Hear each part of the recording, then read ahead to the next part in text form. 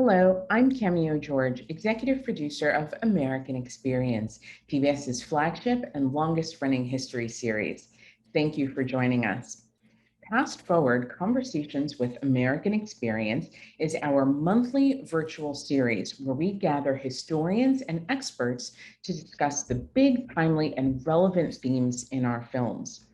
Today's Path Forward, exploring the rise of fake news from its roots in yellow journalism to the present, is inspired in part by our new film, Citizenhurst, now available to stream in full on our website and on the PBS video app.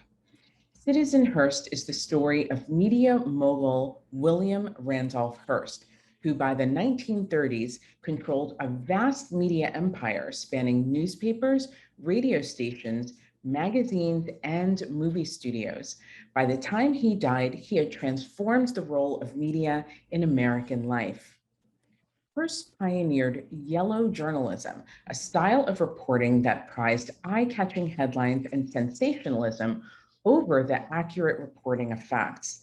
Today, media consumers and journalists struggle not only with exaggerated headlines and click-driven content, but stories shared exclusively to spread misinformation.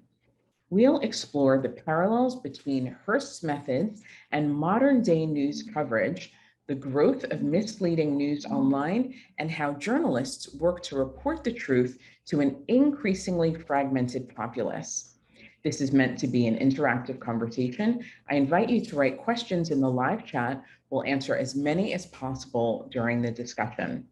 Before we begin, I'd like to acknowledge our corporate sponsors, Liberty Mutual Insurance and Consumer Cellular.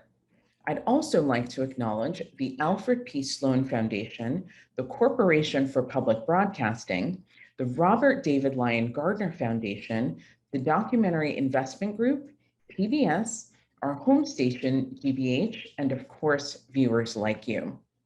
Now, it is my privilege to introduce our panel for this conversation.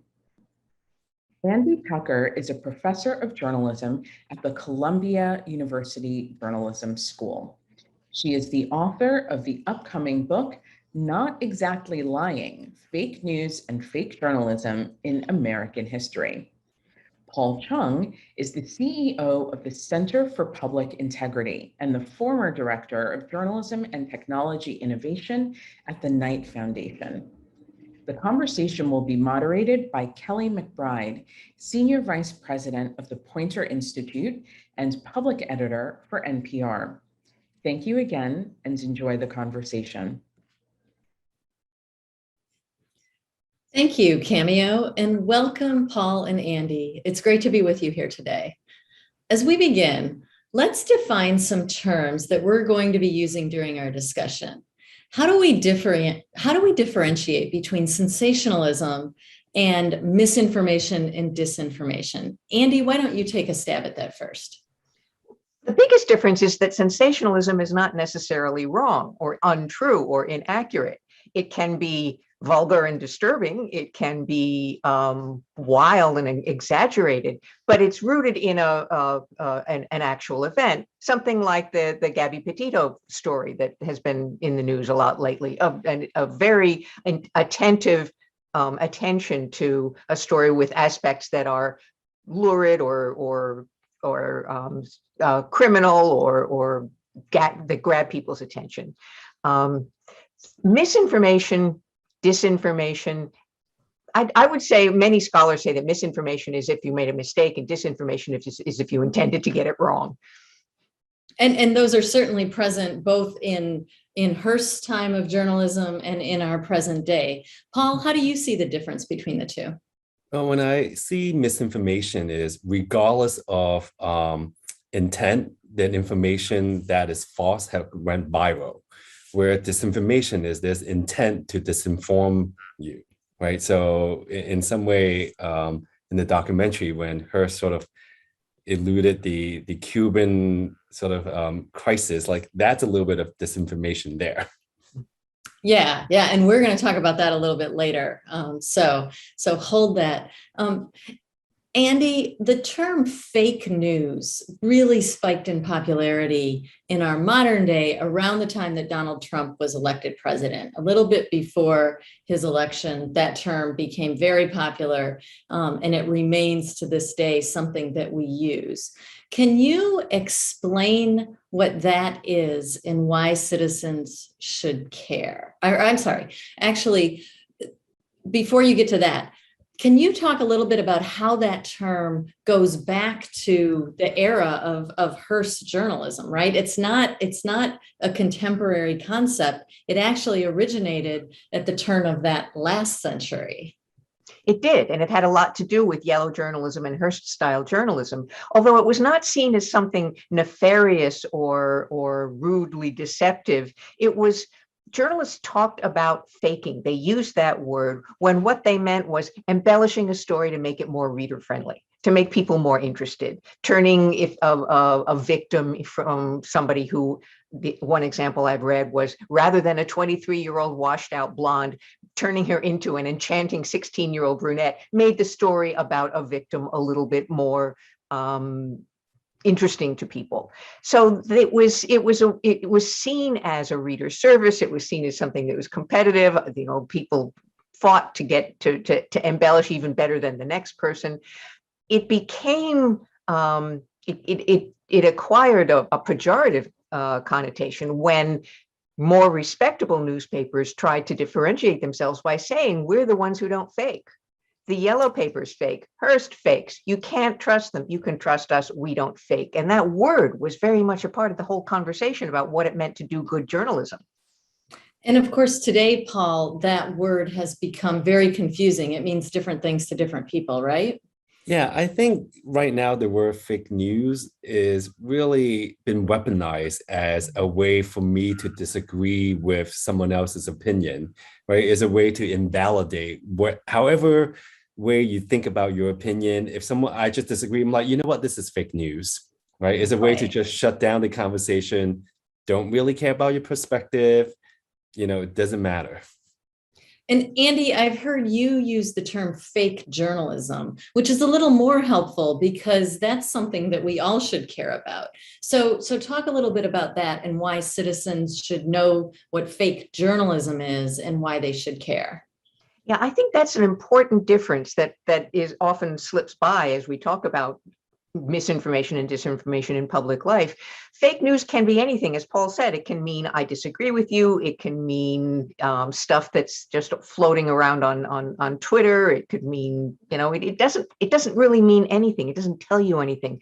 Fake journalism is what I call news organizations or quasi-news organizations that use the forms and conventions of mainstream professional journalism in order to tell a story that they know is not true. So right. We saw a lot of those crop up during the election in particular. They're not news organizations. They literally are just mimicking news organizations, but they are perpetuating false or mostly false information. Yeah. And a lot of them will say things like the mainstream press is not objective. We're objective. And they use that term and they present themselves as doing objective journalism, but it's not. Yeah. So Paul, let's specifically talk about headlines.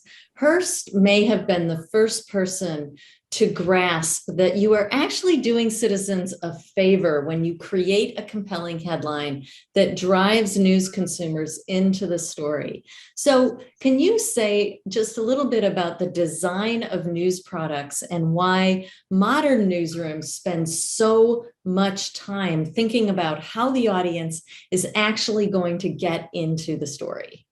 Yeah, I think, the thing that Hearst did beyond just the headline is sort of like establishing visual hierarchy, right? Because prior to him, like the news is just really like blocks and blocks of text, right? Is indistinguishable, like what is the most important news of the day.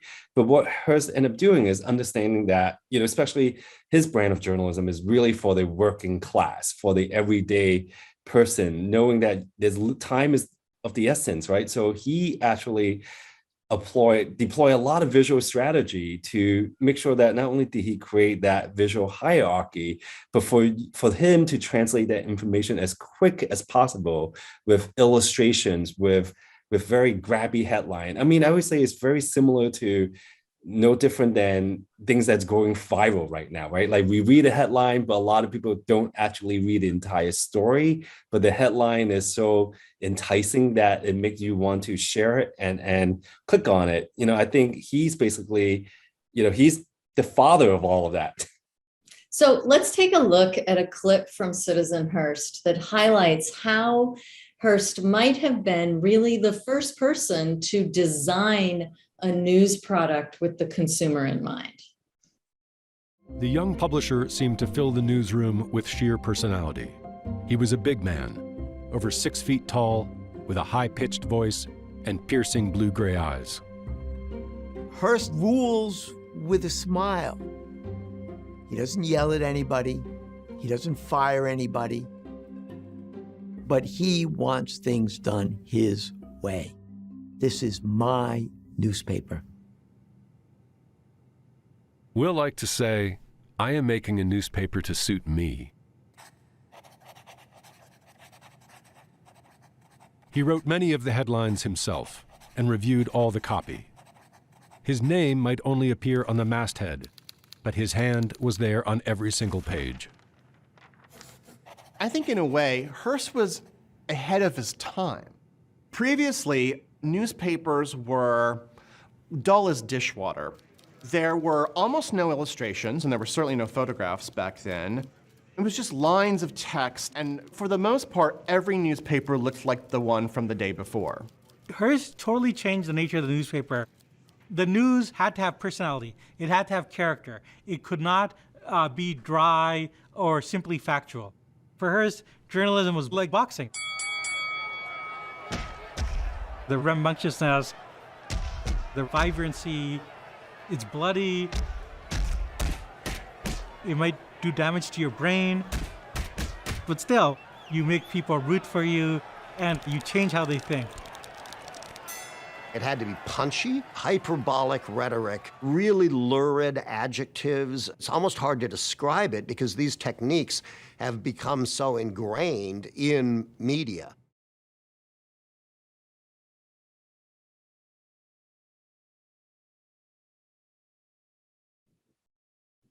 All right, punchy, hyperbolic rhetoric. That sounds super familiar, Paul. Could you compare just a little bit of what we saw in that clip to what happened to the news as social media became a primary means of distribution worldwide for journalism?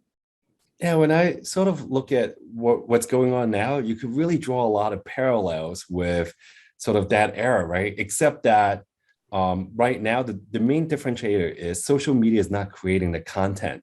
We are creating the content and they become the platform.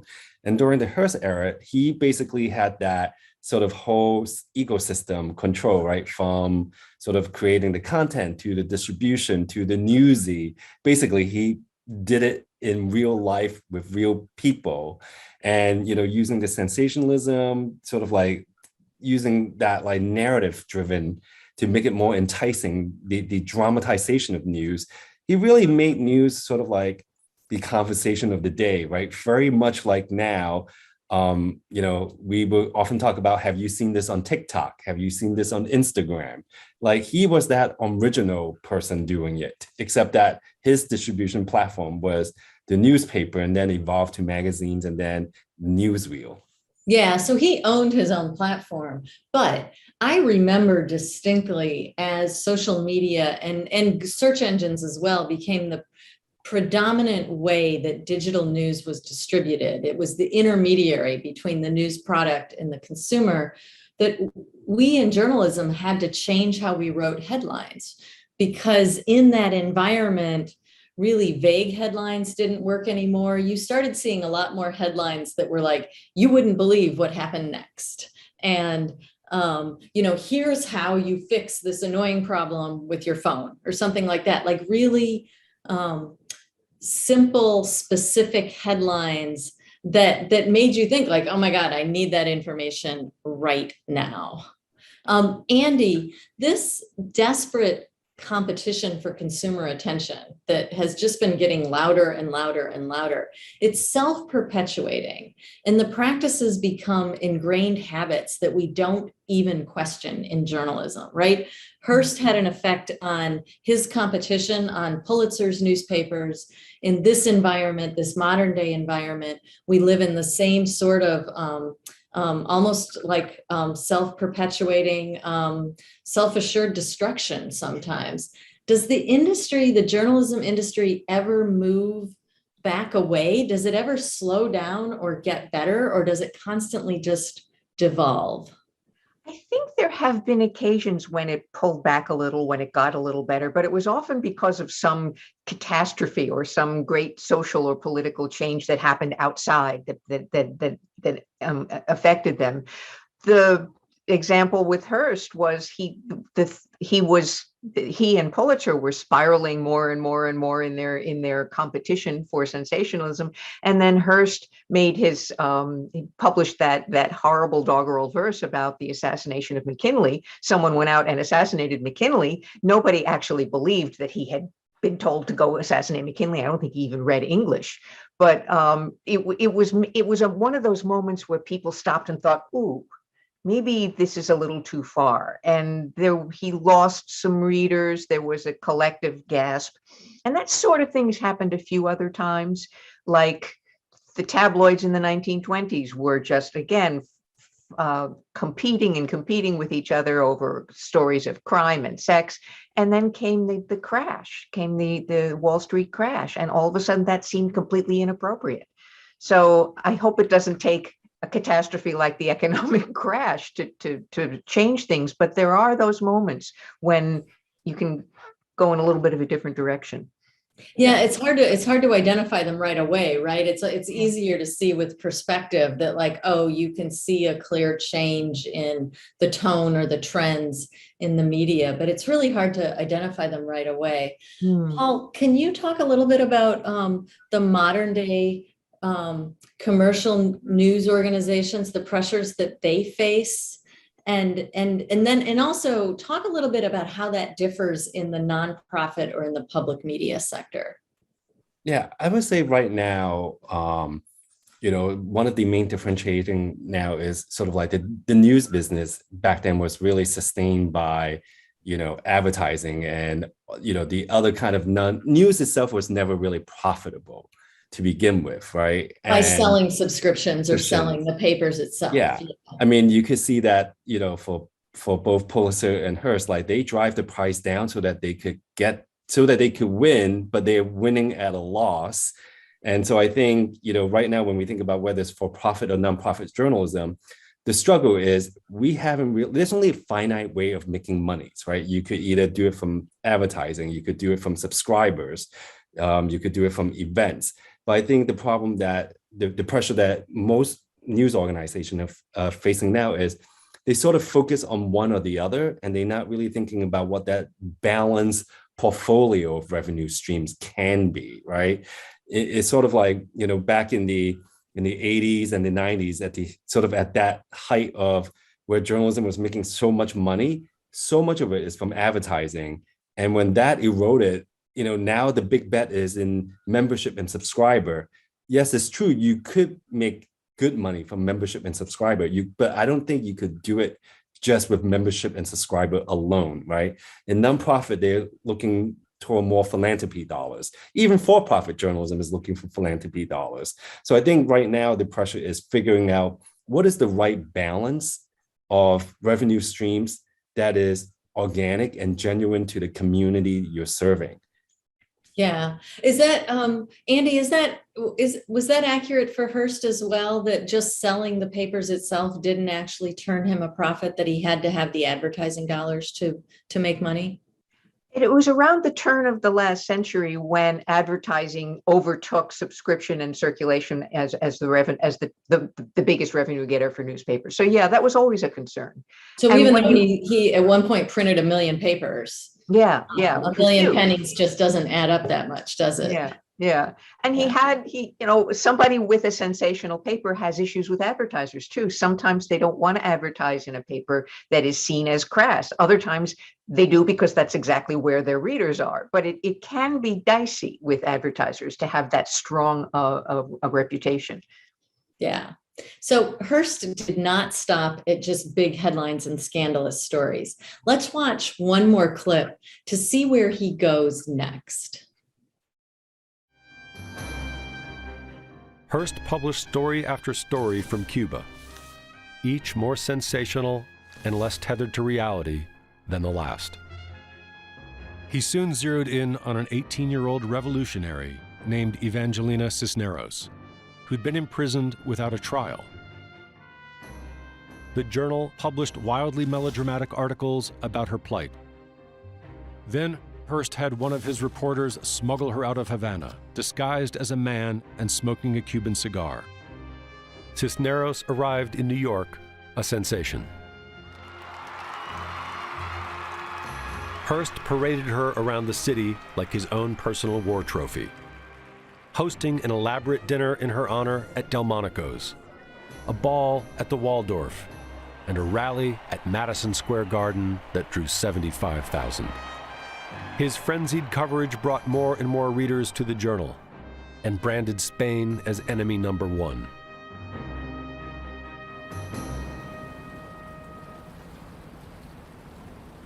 Then, on February 15, 1898, off the coast of Havana, a battleship called the USS Maine exploded.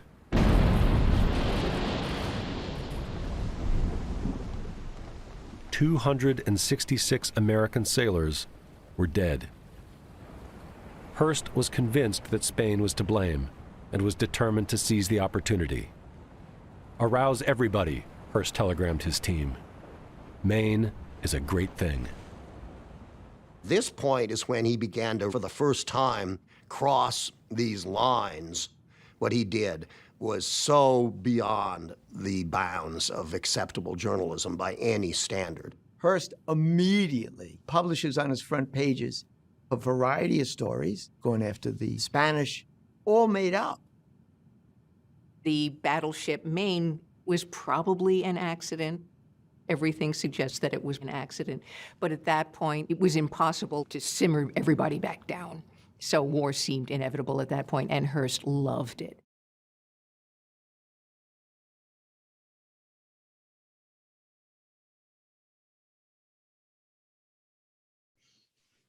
So we see with the USS Maine explosion that Hearst crossed a line from sensationalizing real news to inventing stories whole cloth, to printing stuff that was not true, that he could not verify. Andy, what would motivate William Randolph Hearst to cross so far over that line from simply documenting world events to actually manufacturing them? It wasn't that unusual in his era for that kind of exaggeration and embellishment. Whole cloth, that's a bit much. That's a bit much. I think he enjoyed the power. He obviously wanted to sell papers. I think it was always more important to him to sell papers than to sell an ideology or an idea. He didn't have any kind of passionate convictions that would push him into a direction of making up of inventing stories to uphold those. I think, in fact, he wanted the attention. He was having a great time. He went to Cuba himself. He had his boat. He had his mistresses on the boat. He was enjoying it. He's in a way, he was kind of like a little kid playing soldier. So it was a lot of things, but it was mainly he knew it would get attention. He knew it would sell papers. He knew it would beat Joseph Pulitzer, and that's what he really wanted to do. He wanted to come out ahead of Joseph Pulitzer. So it literally was making money, wielding his power just for the sake of wielding it, having some fun and being in the center of a very dramatic event, and having everybody look at him and give him all the attention. Yeah. His headline said, "How do you like the Journal's war?" It said up on the masthead. So he was claiming credit for it. Wow. Wow. Yeah. And the thing that surprised me was he was so in his San Francisco newspaper days, he was a pretty vile racist. And yet when he gets to New York, he realizes that the immigrant class is the class that's going to buy his newspaper. And so suddenly his racist tendencies recede into the background in order to make money. So I guess that indicates something about where his true passion resided. Yeah. But did his racism really receded? Because I mean, most of the immigrants at that time were European immigrants, right? So I don't imagine, even the news is not like, blacks or Hispanics or Asian. He was in fact very anti-Asian out in San Francisco. And in the newsreel, he sort of like did this whole thing about Mexican and Japan. So I don't know if racism actually receded. I just think, immigrants at that point is mostly white immigrants, especially in the Lower East Side of New York. Does that There sound were right a lot to you, of Andy? Jewish immigrants, though, and he was very anti-Semitic. So he was able to sort of swallow that down in order to appeal to that portion of the immigrant population. Yeah. So does this same thing happen today? There are false stories that are deliberately created and spread via social media, via different networks, but it's not always clear who's behind them. Andy, is it the same phenomenon today with different actors, or is it slightly different? It's hard for any one company or organization or news person to have that kind of control and power anymore. I mean, I think that's a big difference. That he, at his prime, he owned dozens of newspapers. He had a newsreel company. He owned a studio. He could get his fingers into all sorts of areas of society. That's less possible now, I think. There are people who have enormous power among a community, a specific demographic, and they can exert enormous power, but it doesn't move beyond that as easily as it did. The idea of a mass audience is much different. Yeah, I mean, he had a huge market share. That's a term that a lot of journalists use today, and nobody has that percentage of market share anymore. So yeah, I can see that.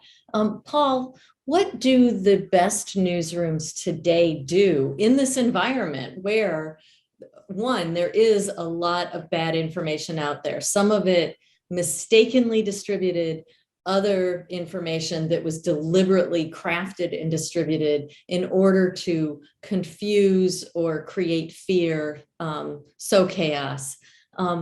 And there are news organizations that are operating in that very messy environment. What do they do today to help distinguish themselves from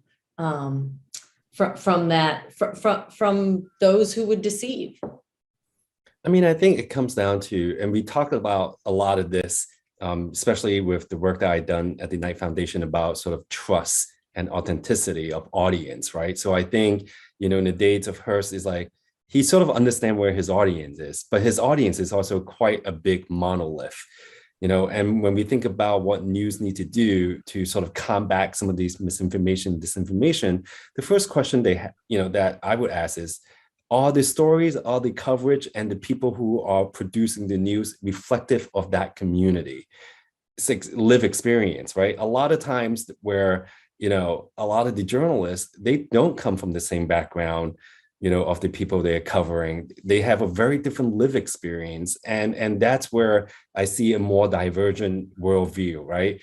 When you have TV station that basically publish like stories, say, communities who lack access to healthy food live shorter lifespan.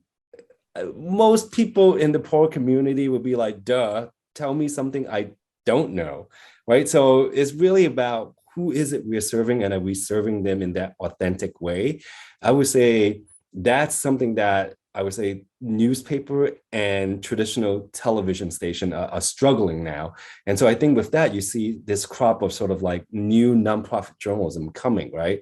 When I think about really successful sort of like digital nonprofit who really think about the audience. I think about the 19th, who focus on women's issues. I think about Block Club Chicago, who really, really think about, since the Tribune sort of receded, like how do they service the constituents in Chicago? I think about Sahan Journal in Minneapolis, where they're serving that immigrant community, right? So I think they are sort of authentic news organization, but if you are one of the sort of major player now, you're challenged, because I feel like many of the news company, the leadership, the reporters does not reflect the lived experience of that, of the people they're serving. And if you don't look like me and don't have my experience, why should I trust you? Why should I give my money to you? Yeah. I mean, in the Black newspapers, many of them that were started during the 50s and 60s, there's a handful of them that go back much further than that, but they were sort of the original model for that, right? They were like, we don't see the news that's relevant to our community reflected in a mainstream offering. And so we are going to create our own news organization in order to serve this community better. So yeah, there's a lot of examples of that. With help from social media, we see certain bad actors, even governments sometimes intentionally creating false information, that definition of misinformation that we talked about at the very beginning of this conversation. Andy, is that what Hearst was doing? And are there other examples, historical examples of publishers with bad intentions actually manipulating the masses or pushing world leaders to influence geopolitical outcomes? There have been other episodes of that. I'm not sure how to judge Hearst's motives. It's difficult.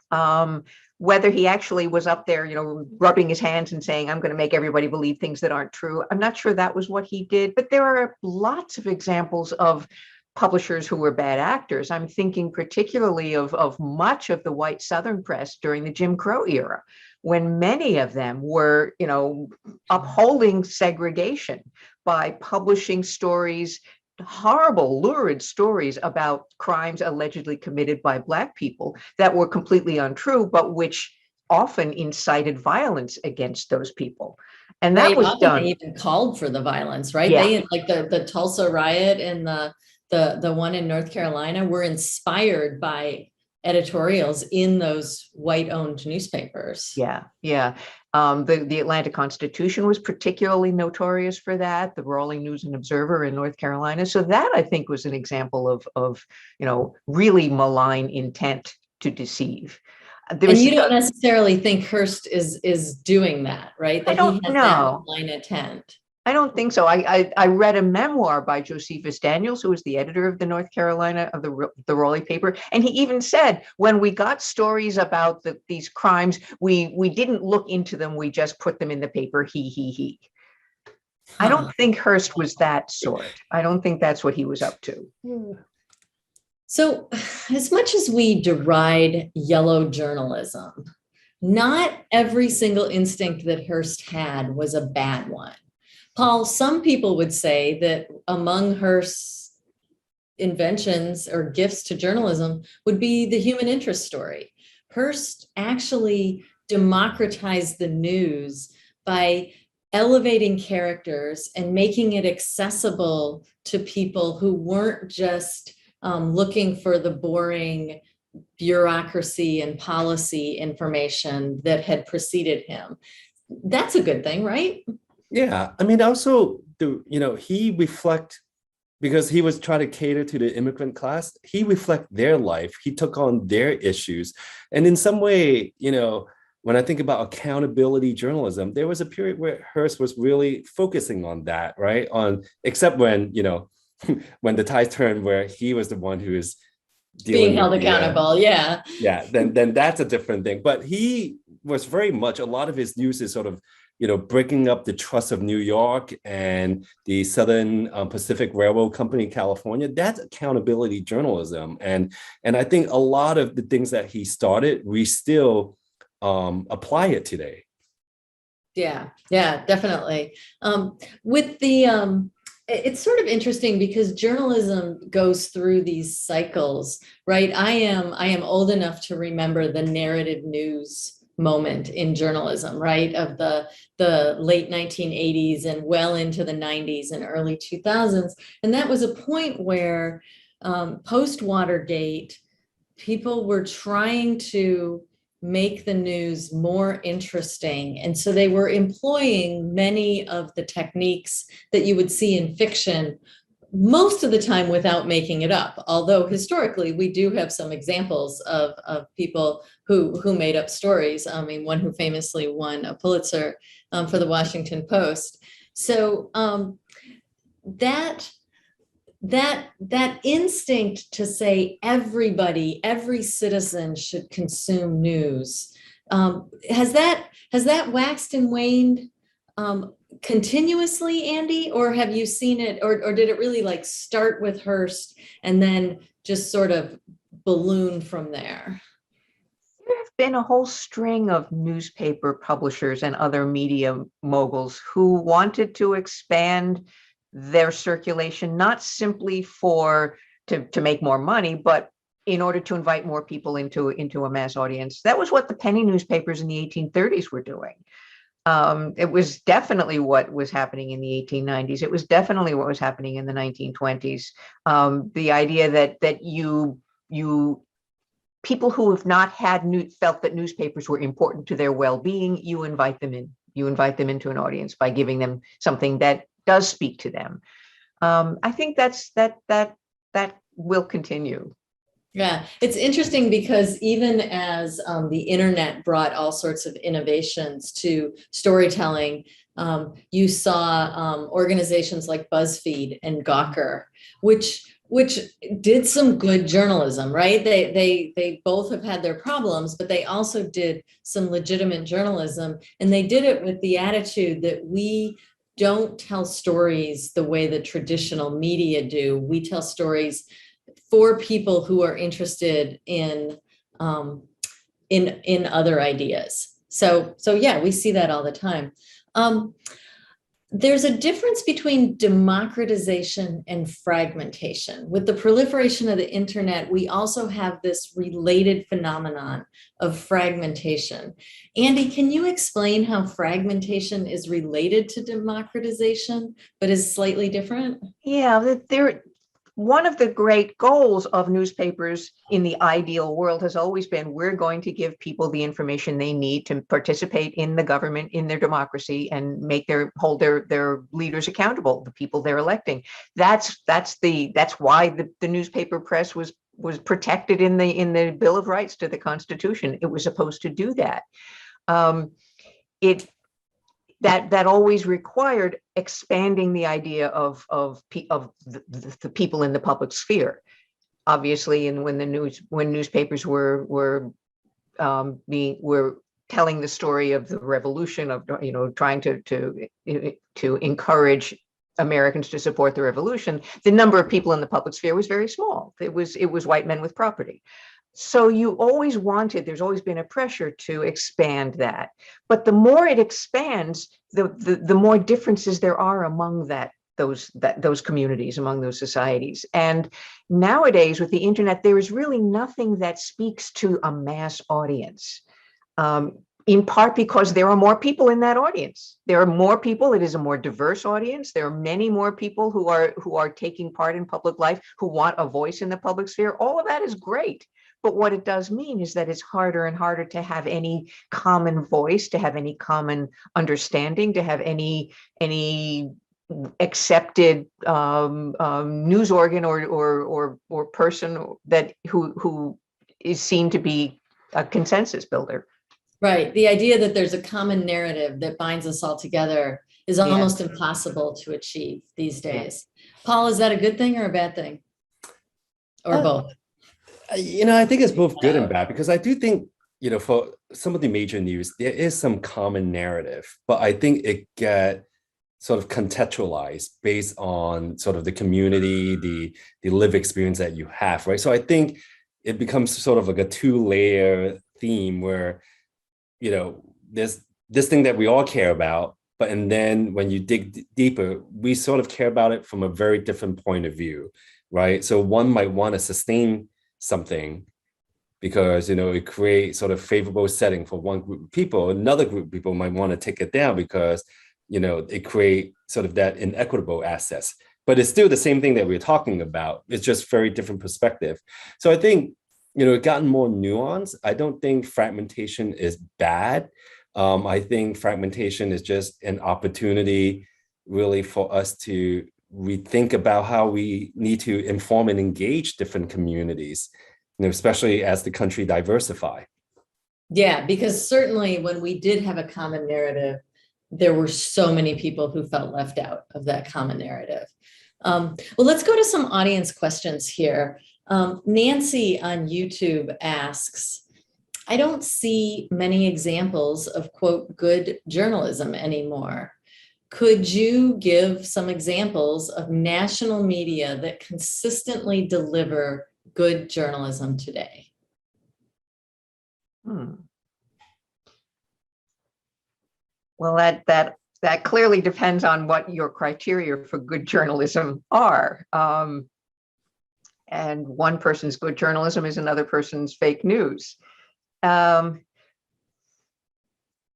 fragmentation. Exactly, hence fragmentation. And one of the challenges of fragmentation is that it's very difficult for people in these different communities to speak to each other. Right. It's very tempting to stay within your own little bubble. National news, that feels like a It's a weighted question, right? Because there is no one outlet that consistently, hits the ball out of the park, right? Everybody has their flaws. Even the really good outlets have their flaws. And I mean, I think what's tough about that is, like you said, your definition of good journalism. I think as a citizen, you sort of have to ask yourself, well, what am I looking for, right? Am I looking for stories that reflect the diversity of my life? Am I looking for information that allows me to vote, allows me to enhance my personal finances, right? Like there's just so many needs out there. Paul, can you think of? Oh, go ahead, Anne. Yeah, one way that I would judge that is every news organization makes mistakes. How do they handle the mistakes they make? Do they ignore them? Do they pretend they never happened? Do they blame them on someone else? Or do they say upfront, look, we screwed up, this was bad, here's what went wrong, here's what the correct version is to the extent we can say. And almost any of the big national newspapers, the network news, the magazines, the serious magazines, almost any of them will do that. And I think that's one thing to keep in mind. Yeah. Paul, would you add anything to that? I think good is such a relative term. I think the question I would ask is really about the mood. Like, when do you need something that's useful? Because, I think there are sort of news organizations that consistently try to delight you. And there's sort of one brand. And then there's organizations who try to offer solutions to problems, right? So I think it really depends on what that relativity is, right? I think I would say the average consumer nowadays probably don't just consume one thing, right? Like you consume a variety of publications because a publication delights you. Another publication, tell you the things that you need to get through in a day, where the traffic so that you don't have to get stuck in the row. There might be another news organization that sort of contextualize, what the Biden infrastructure bill, how that affect your community, right? So I think, your life have become so much more immersed that you probably look for different sources that you rely on. So I think, I don't think there's any one organization that consistently hit it out of park, because that's not like the times that we're living in now. I think it's really hard to have like that one news to rule them all. Sure, it's almost an impossible task, right? You almost have to think about your news consumption like your nutritional consumption, right? You really do need a variety. You need to figure out what you need because different people have different needs based on the life that they live.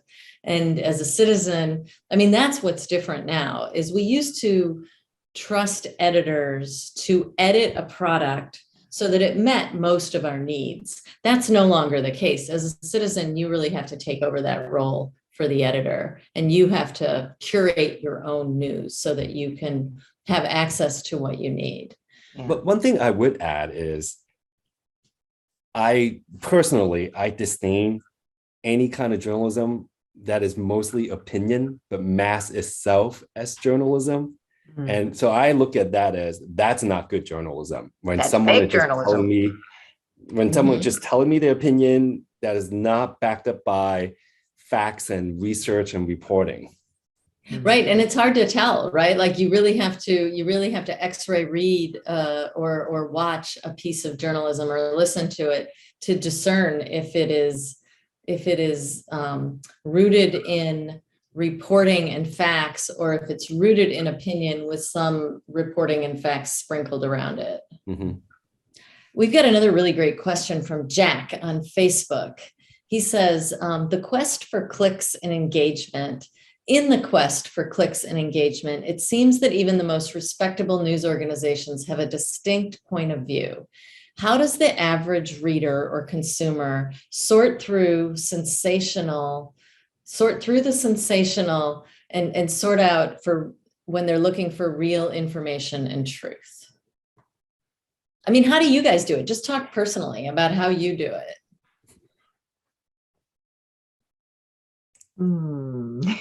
You go first. I was thinking, Andy, you go first. I think it go back to the point of like opinion versus fact-based journalism, right? And so I think I would sort of look at, I mean, sensationalism, I feel like there are journalism that's sensationalism, but I say most of the journalism that we see, I think they're trying to deliver a headline that entice you to at least read the article. And I would say, I would basically judge by, how much of it is somebody's opinion and personal judgment versus sort of analysis, right? And so I think that's sort of like my differentiating factor. Is it one person just telling me like how they feel? Or is it, they do the reporting? It's like, look, these are the trends, these are the patterns, and this is what, people are thinking. I think journalism is always sort of reflective of people's opinion, and I think that's okay. But I think what makes it complicated is how much of your own opinion is the driver of this story. That sort of like, to me, is a little bit trickier. Yeah, I'll tell you something I look for. I look for journalism that tells me something I don't know.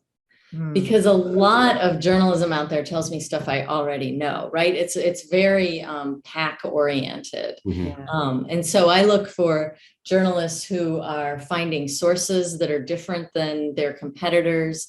I look for people who can advance a story rather than just marking where everybody else has gotten to. So that's a piece that I look for. Andy, do you want to add anything? You make me think of the famous story of covering the funeral of John F. Kennedy after his assassination. And, dozens, hundreds of journalists were converging on that. And they're all covering a story that basically consists of somebody putting a box in the ground. How do you do that differently? How do you think about it differently? Jimmy Breslin did a story by interviewing the gravedigger. Yeah. It's so wonderful, famous piece of writing. Yeah. Yeah, it was beautiful. It was just beautiful. But that's one way to think about it. Isn't pack journalism. It's somebody who went and I mean, I cannot imagine doing that and making up an interview like that. You want to trust that he did this, but he chose a different perspective, a different point of view. It was unusual. It was thoughtful. It presented information you didn't get anywhere else. Yeah. But I also, another thing I look for is, it's very difficult to do that in the random work that shows up on the web that is by somebody who calls him or herself a journalist.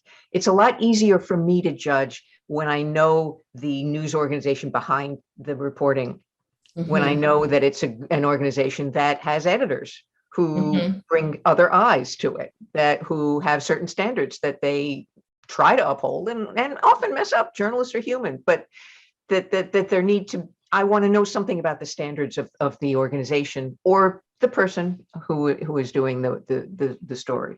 Yeah, editing is a true skill, and it's more than just like making sure the words all make sense, right? Editing is a visionary piece of is a visionary job to edit for the voice and the breadth of the product. Yeah. I think it's harder now though, because a lot of journalists, especially folks in Substack and creating their own newsletter, it's harder to judge like the news organization. I think that's one important factor. So I think the other is sort of looking at the person's body of work. If you're reading someone that's really enticing, you want to get a sense is like, what else did this person produce?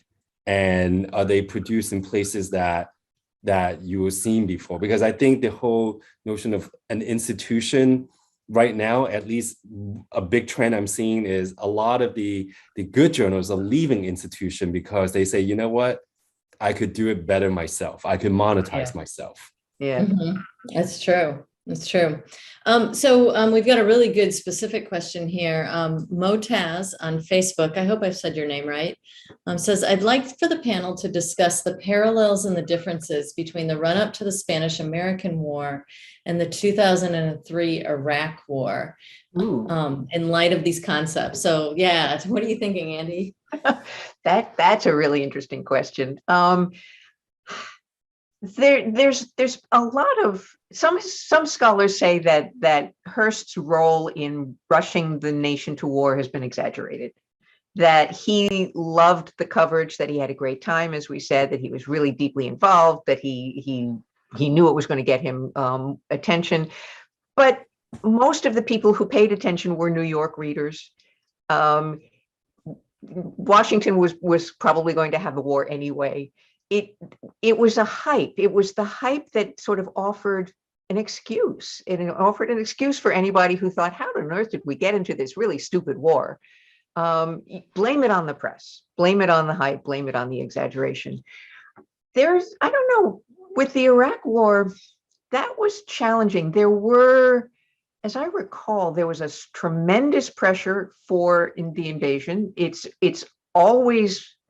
very difficult not to jump on a bandwagon when it seems that by not jumping on the bandwagon, you are not supporting our troops. Right. So, well, there was the conversation about weapons of mass destruction. Yeah. There were detractors. There were the Washington Bureau of Knight Ridder was being very critical of that. They were kind of overwhelmed. Again, there was a lot of push, but it also allowed people who wanted the war for reasons of their own, who supported the war. Look, the media is pressing, the media is pushing us into it. It's all the media's fault. Media can do really awful things. Media can also be a really handy scapegoat. For choices that are bad. Yeah, I want to say it was the Washington Bureau of McClatchy that was. McClatchy, was it? I think it was McClatchy. Paul, do you see parallels? You know what? It's hard for me to think back to 2013. So I would say I couldn't think of any parallels right now. I don't want to draw any. I don't want to create misinformation. Yeah. I think there is a difference between repeating information that you can't vet yourself, which is what much of the media did in the run-up to the Iraq War, and creating information that either is false or that you haven't even tried to verify, which is what Hearst did. Yeah. All right. John. Oh, go ahead. No, and which you could say that Judith Miller did, for instance, right, in the reporting for the New York Times was in that way. Yeah. Right. So John on YouTube asks, how much public discourse was there about the downside of sensationalism and inaccuracy and overstatement? And what counter pressure was there, if any? There was a lot. There were many respectable journalists and many respectable citizens who thought that Hearst was way out of line. Pulitzer was always a little bit more ashamed of going out of line. And his son, when his son took over the newspaper, his son he set up a thing called the Bureau of Accuracy and Fair Play. And he invited people who found things in the world that they disagreed with or thought were wrong to send it in. And the Bureau looked into it and recommended firing reporters who did badly. So it was a completely in-house, sort of an ombuds arrangement. But it was a direct response and a direct compensation for the sensationalism under Joseph, and especially with the Spanish-American War. Then there were many. The New York Times set itself up as the anti-yellow paper.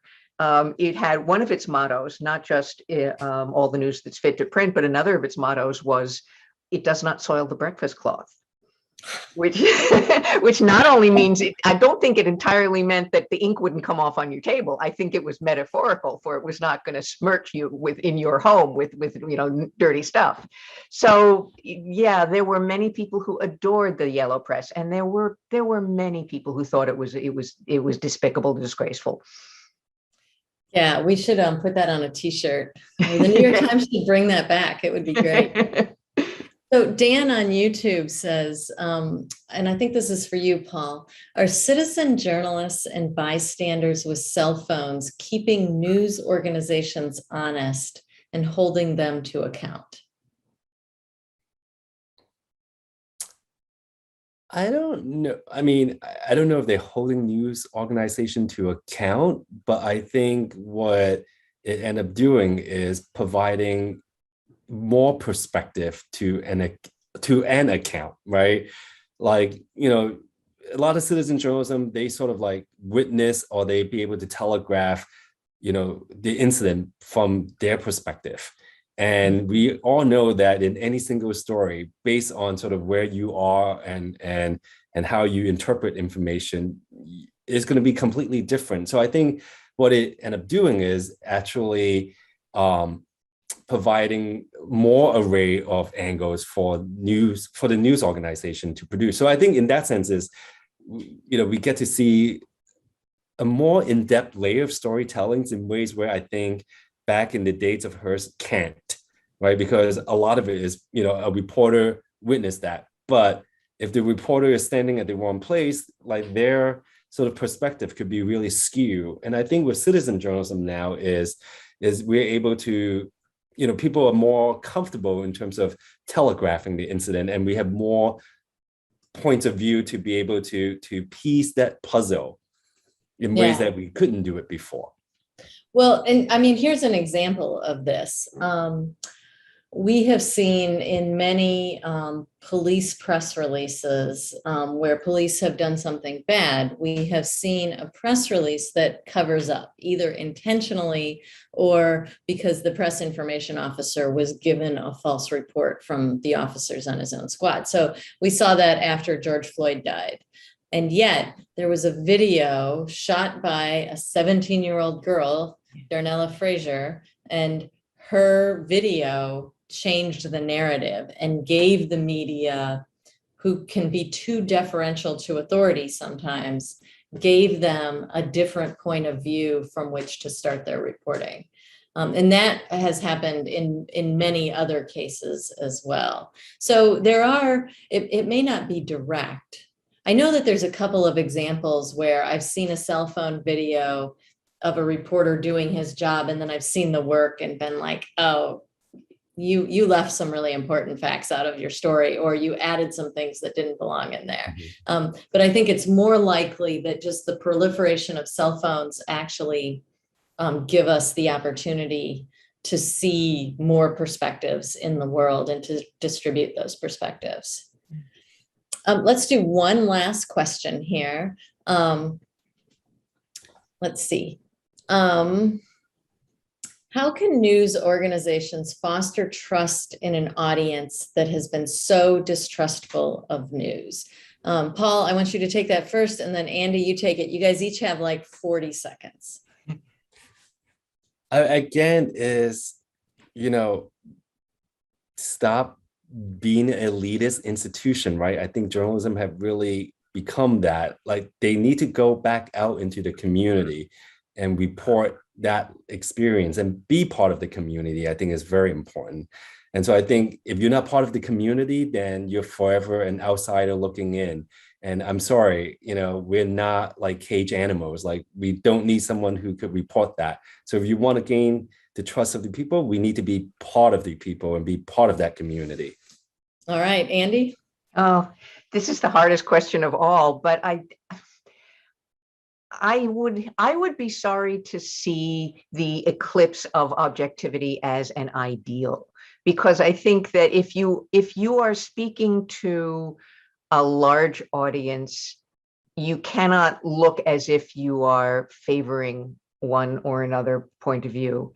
That makes that seems to sow mistrust. I mean, it's objectivity is a problematic concept, and clearly it can often default to bourgeois ideas or middle class ideals, but it also keeps journalists, if they follow it honestly and openly, it can keep them on track to question their assumptions and make sure that they are looking at a story in a wide sense, from a wide perspective. Yeah, I always say objectivity isn't in the human being, it's in the process of journalism, Yes. in the pursuit of the truth.